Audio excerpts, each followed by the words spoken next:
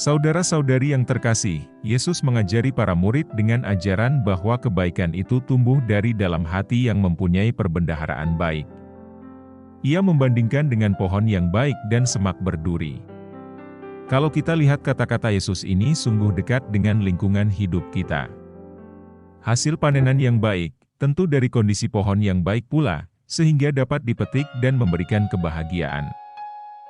Ajaran Yesus itu mengindikasikan suatu nasihat bahwa sebagai pengikutnya, hati perlu dibina dengan berbagai macam cara. Kerohanian kita dalam gereja Katolik sungguh kaya, karena ada beberapa sarana yang dapat menunjang pertumbuhan kebijaksanaan baik dalam pikiran dan hati. Sebagai contoh rekoleksi, retret, meditasi, devosi, adorasi, dan bentuk kesalahan lainnya yang menunjang pertumbuhan hati yang baik.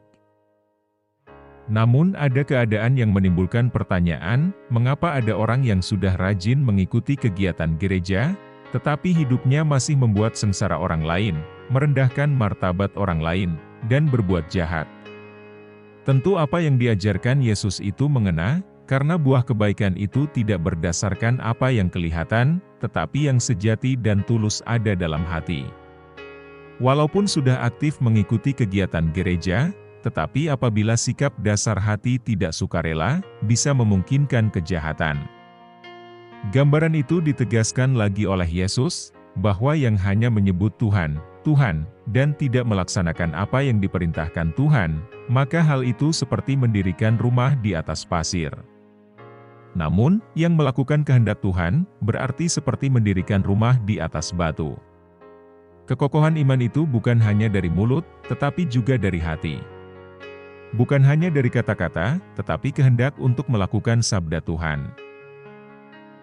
Apabila kita bertekun dan membuat tindakan dan perkataan kita sesuai, maka hati kita tentu sudah terlatih menjadi orang-orang yang membawa kebaikan.